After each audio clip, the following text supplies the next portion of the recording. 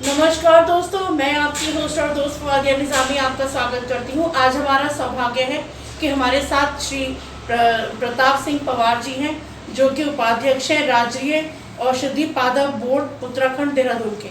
आइए इनसे जानते हैं कुछ सवालों के जवाब। सर नमस्ते। सर पहले आप अपना थोड़ा सा परिचय बता दीजिए हमारे व्यूअर्स को। मैं प्रताप सिंह पंवार हूँ और उपाध्यक्ष राज्य औषधीय पादप बोर्ड उत्तराखंड, जो राज्य मंत्री का स्तर है हमारा। जी जी सर, जो ये आपका राष्ट्रीय औषधि पादप बोर्ड है, तो सर ये किस क्षेत्र के मतलब? ये इसमें जो मेडिसिनल प्लांट है हमारा जो है सेलाकुई में बहुत बड़ा एक बना हुआ है, जहाँ पर जो है मेडिसिनल प्लांट जो है उनके तेल वगैरह निकाले जाते हैं, औषधीय जो दवाइयाँ बनती हैं। जी जी जी जी। तो उसका हेडक्वार्टर हमारा सेलाकुई में ही देहरादून में। इससे जो है हमारे जो किसान हैं उनकी जो आमदनी बोलिए आप, जो उनकी आर्थिक स्तर उठाने के लिए जो हमारी सरकार ने 2001 में जो है ये सेटअप तैयार हुआ था। उत्तराखंड में ये राज्य औषधीय पादप बोर्ड का गठन हुआ था और तब से लेकर अब तक किसानों को बहुत काफ़ी आर्थिक स्थिति उनकी सुधरी है। और ख़ास करके जैसे लेमन ग्रास हुई और दालचीनी के पौधे हुए, 8-9 प्रकार की जो पौधे कड़वी हुई, ये हमारे पहाड़ों में जो है जलवायु के अनुसार हम लोग इनको दे रहे हैं किसानों को।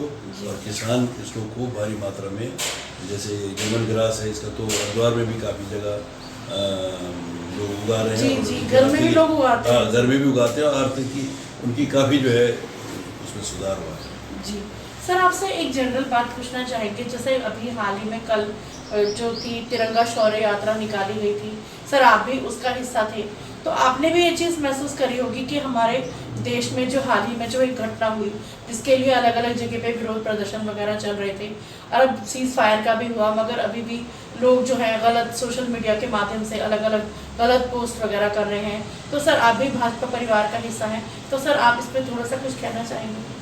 पूरी दुनिया ने माना इस समय हमारी सेना का पराक्रम। जी। हमारी सेना ने दिखा दिया कि हम दुनिया की अव्वल सेनाओं में एक हैं जी। और जिसका लोहा पूरी दुनिया आज मान रही है। 2 दिन में हमने पाकिस्तान को बैकफुट पर लाया और पाकिस्तान की कमर इस तरह तोड़ दी कि अभी भविष्य में वो सोच नहीं सकता कि भारत की तरफ टेढ़िया करके देखे। हमें अपने वीर सैनिकों पर वायुसेना हो, हमारी थल सेना हो, हमारी जल सेना हो, तीनों सेना का पराक्रम इस समय दुनिया ने देखा है, जो कि अभूतपूर्व।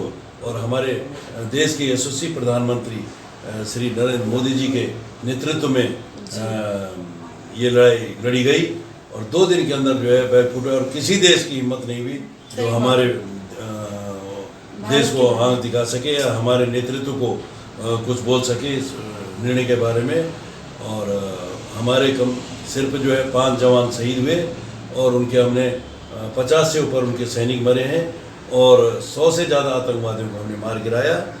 उनको बताया कि हमारे देश में अगर तुम आतंक फैलाओगे तो उसका नतीजा तुम्हारा हम देश मिटा देंगे। अगर 2 दिन और लड़ाई होती तो आज पाकिस्तान नक्शे में नहीं होता। जी सर, आपने भी ये चीज़ सुनी होगी कि जैसे 370 धारा थी तो उसको हटा लिया गया था, तो तब भी वहाँ मतलब थोड़ा सा लोगों ने चैन की सांस ली थी कि अब सब ठीक हो जाएगा। फिर भी सर दुर्भाग्यवश ऐसी घटना हुई, तो सर आप थोड़ा सा इस बारे में कुछ मतलब? ऐसा है, वो तो आपने देखा होगा कि 370 हटे हमारे प्रधानमंत्री जी, हमारे गृह मंत्री जी ने स्वयं वहाँ पर उसको जो है देखा उस चीज़ को। कोई नहीं, वहाँ सब शांतिपूर्ण ढंग से बहुत बढ़िया करके हुआ और लोग मूल धारा में पाकिस्तान पीओके जो है वो खुद यहाँ हिंदुस्तान में मिलना चाहता है। वो कहता है कि भाई हम आपके साथ रहते हैं, वहाँ तो उनके खाने के लारे पड़े हुए।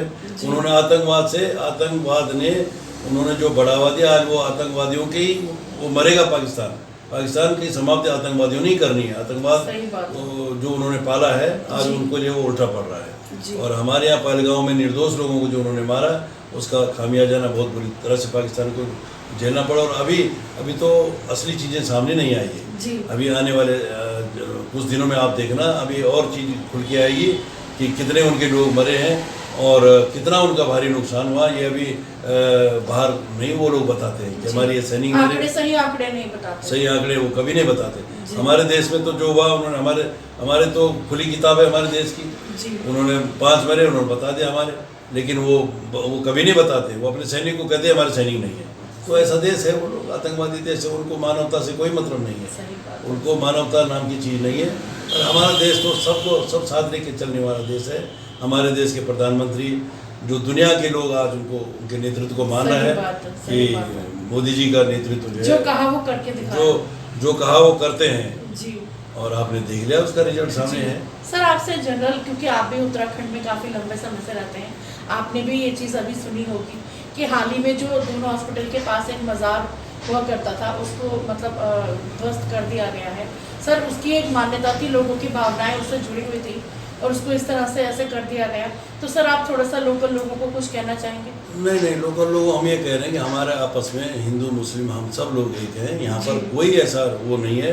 हम सब एक दूसरे के धर्म को मानते हैं और सबको इज्जत देते हैं और सबको कहते हैं कि आप खुश रहो और हमें भी खुश। ये देवभूमि है, यहाँ पर ऐसा किसी के प्रति हमारे यहाँ आपने देखा होगा किसी के प्रति कोई बैर नहीं, और जगह होता है लेकिन हमारे उत्तराखंड में बिल्कुल नहीं होता है। आप देखिए जितने मुस्लिम का जो इस्लाम मानने वाले हैं वहाँ देखिए आप क्या बुरे हाल है उनके। हमारे देश में तो सबसे ज़्यादा हमारे हिंदू और मुस्लिम भाई जो हैं हम लोग भाई तरह रहते हैं और सबसे खुशहाल हमारे यहाँ मुस्लिम। और हमारे देखो आप हमारी बिटिया सोफिया कुरैशी जी, आज देखो जरा उनका पूरा नाम उनका देखिए आप जरा कितना नाम है यार, पूरे देश दुनिया मान रही है उनको और सर आंखों पे बिठा रखा उनको। सर आपसे एक जनरल बात चलते चलते, जिससे आप हमारे चैनल के माध्यम से, क्योंकि ये सोशल मीडिया का ज़माना है तो लोग जो है सोशल मीडिया सीधे मैसेजेस पहुंचा रहे हैं फेसबुक के ज़रिए या वैसे, तो सर आप उन लोगों को, क्योंकि आप एक मतलब मंत्री हैं, उपाध्यक्ष भी हैं, तो सर थोड़ा सा आप उन लोगों को कुछ कहना आपने देखा होगा कि जो हमारे प्रदेश के युवा यशस्वी मुख्यमंत्री पुष्कर सिंह धामी जी हैं, आप उनके निर्णय देखिए। आप वो हमेशा युवाओं को प्रेरित करते हैं कि आप सही रास्ते पे चलिए और नेक कार्य करिए। इस प्रदेश को मजबूत करने में, इस प्रदेश की आर्थिकी को बढ़ाने में, प्रदेश की उन्नति को बढ़ाने में कितने मेहनत हमारे धाकड़ धामी कर रहे हैं, जिनको पूरे देश में आज धाकड़ धामी के नाम से धाकड़ धामी के नाम से जानते हैं। उनके जो कार्य हैं, जैसे वो मोदी जी के राह पे निकल पड़े हैं और 17 18 घंटे काम करते हैं। आपने देखा होगा कि अगर वो कहीं दूसरे राज्यों में करके आते हैं कुछ कार्य, यहाँ आते हैं तो चुप नहीं बैठते, उसके बाद तुरंत वो जो है यहाँ भी अपने कामों पे लग जाते हैं। कभी पिथौरागढ़, उत्तरकाशी, चमोली, जो दुर्गम से दुर्गम क्षेत्र हैं, सबको बराबर साथ लेके चले। वो चाह रहे हैं कि हमारे उत्तराखंड प्रदेश का चौमुखी विकास हो। आपने कल देखी हमारे यहाँ तिरंगा जो शौर्य यात्रा निकली, उसका नेतृत्व हमारे धामी जी ने किया, उसमें हम सब लोग भी थे और इतनी भीड़ उमड़ी कि लोगों के सीने में बहुत आग है कि हमारे निर्दोष लोगों को जो है पाकिस्तान के आतंकवादी ने मारा और हमारे देश को असहज करने की कोशिश पाकिस्तान कर रहा है, तो उसका जो है उनको बहुत भोगना पड़ेगा। जी हमें ऐसा भुगतना पड़ेगा। सर आपका बहुत बहुत धन्यवाद, आपने हमें अपना कीमती समय दिया, इसके लिए धन्यवाद। मैं आपको भी आपके चैनल को धन्यवाद देता हूँ। दोस्तों अभी आपने सर की बातों को सुना। मैं इस क्षेत्र के लोगों से, अपने उत्तराखंड के लोगों से यही अपील करूंगी कि सर ने जो बातें बताई हैं उस चीज़ को मतलब ध्यान में रखें और पैनिक ना करें, गलत अफवाहों को आगे ना फैलाएं। इसी के साथ मुझे दीजिए इजाज़त।